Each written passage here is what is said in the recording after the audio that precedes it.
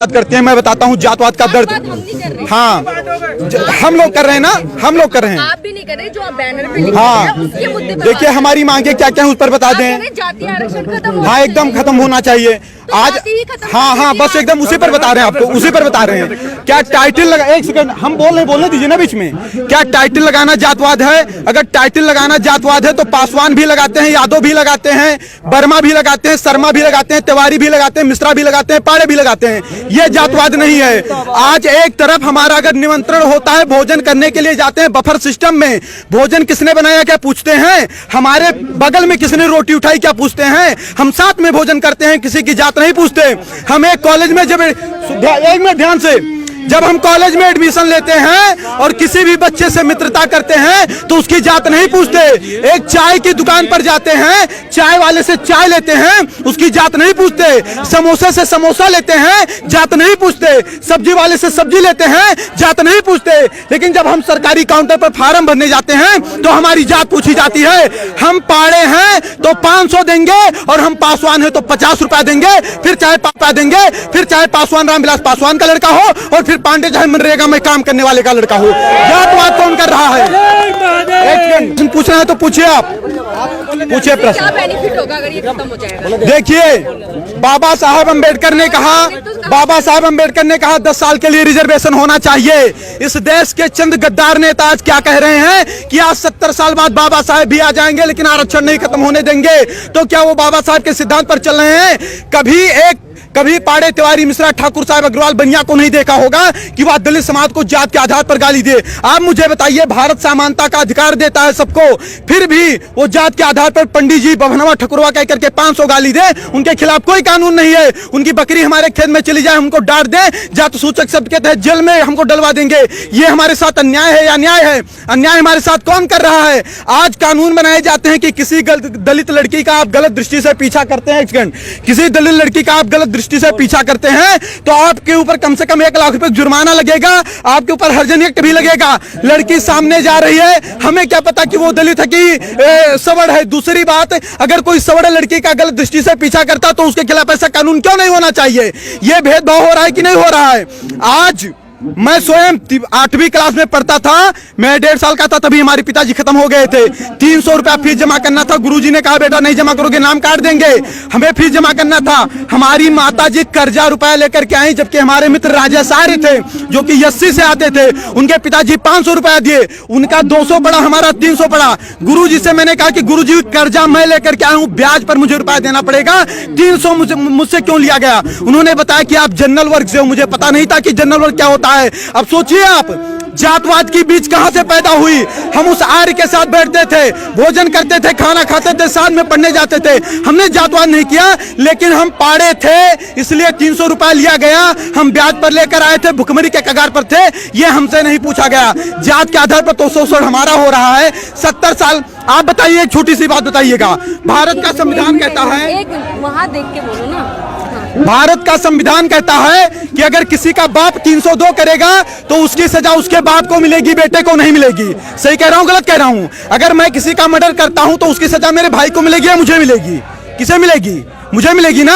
तो सोचिए 1947 के पहले जो शोषण हुआ, ना शोषण करने वाले जिंदा हैं और जिनका शोषण हुआ ना वो जिंदा हैं। फिर उसका बदला 1999, 92 और 95 में पैदा होने वाले बच्चे से क्यों लिया जा रहा है? उस आज अगर 70 साल से सारे नेताओं के भाषण सुन लीजिए, क्या कहते हैं कि यह सरकार दलितों की है, पिछड़ों की है, शोषितों की है, वंचितों की है। फिर भी 70 साल से दलित दलित है, शोषित शोषित है, वंचित वंचित है। तो इसका जिम्मेदार सरकार है कि सवर्ण है? इसका जिम्मेदार संविधान है कि सवर्ण है? सवर्ण के ऊपर कैसे आरोप लगाया जा सकता है?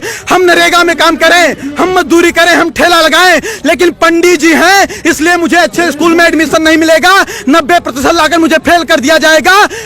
क्या मुझे इस देश में न्याय नहीं मिलना चाहिए? और अगर न्याय देने की क्षमता इस देश की सरकारें नहीं रखती हैं तो खुल करके कह दें कि आप इस देश के नागरिक नहीं हो, हमारे मताधिकार भी छीन लें। फिर क्यों कह रहे हैं, हमारे वोट क्यों ले रहे हैं वो लोग? SC/ST एक्ट का दंश मैंने झेला है। अब आप क्या मांग रख रहे हैं? अगर इन मांगों को नहीं माना जाए, हमारी मांग ये है कि देखिए एक समय था, एक कालखंड था जब जातवादिता रही होगी। आज जातवादिता नहीं है। यहाँ जितने लोग आए, मैंने किसी की जात नहीं पूछी, सबसे हाथ मिलाया, नमस्ते प्रणाम किया।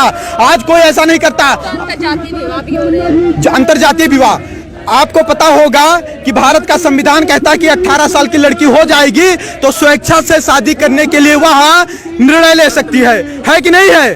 तो अब शादी अंतरजातीय करना है कि जातीय करना है, वो लड़कियों के ऊपर निर्भर है। बाप उस पर दबाव नहीं बना सकता है, उस पर आप हम पर भी प्रेशर नहीं बना सकती हैं। और आपको बता दूं, अगर अंतरजातीय शादी करने से जातवाद खत्म होता तो अम्बेडकर की वाइफ भी ब्राह्मण थी, वो क्यों नहीं ब्राह्मण हो गए अम्बेडकर जी?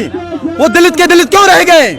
रामविलास पासवान ब्राह्मण क्यों नहीं हो गए? वो दलित के दलित क्यों हैं? ये चंद लोग मलाई काट रहे हैं। आज गांव का गरीब दलित गोबर और मिट्टी में पड़ा है और दलित का मुद्दा उठाने वाले लोग मर्सिडीज से चल रहे हैं। उसके बाद उनका शोषण वो करते हैं। 22.5% दलितों का रिजर्वेशन, क्या उसमें कोई सवर जा सकता है? नहीं जा सकता। उसका लाभ कौन ले रहा है? दलित ही तो ले रहा है। अगर कहीं पर आरक्षित सीट आती है तो वहां चुनाव कौन लड़ेगा? दलित ही तो लड़ेगा, सवर तो लड़ नहीं पाएगा। फिर उनका अधिकार कौन खा रहा है? 56,000 करोड़ अनुसूचित जात के लिए और 39,000 करोड़ अनुसूचित जनजात के लिए ये जात के आधार पर बजट है। अगर जात के आधार पर ये बजट आए तो उन्हीं के जात के लोग खाए कि हम लोग खा लिए। फिर आरोप हमारे ऊपर कैसे लगाया जा रहा है कि हम उनका शोषण कर रहे हैं? ठीक है, और कोई बात हो तो बताइए। हम ये बताना चाहते हैं, देखिए हमारी सरकार से, देखिए हम इस देश के नागरिक हैं। हमने कभी तोड़ फोड़ नहीं किया, हमने कभी किसी का विरोध नहीं किया।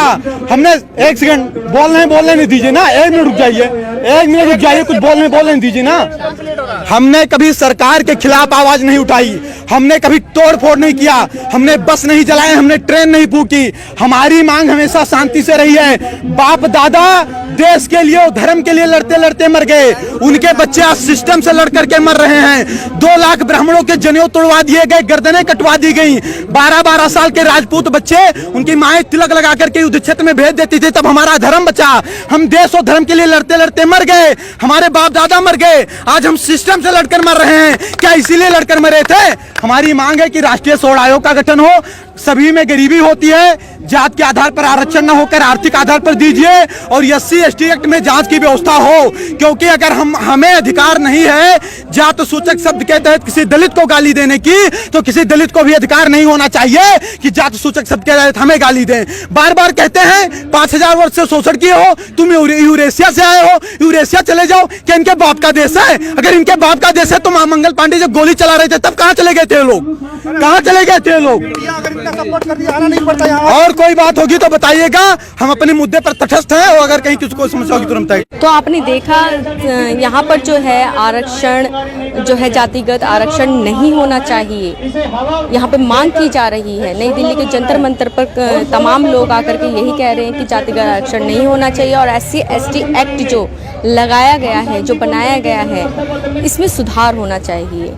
क्यों है कि इन सब चीज़ों को जो है सरकार इस पे सुनवाई करे, इस पे संज्ञान ले, जो ये मांग रहे हैं। और जेठेरी जी जो है रामलीला मैदान में उनका आमरण अनशन चलता रहेगा।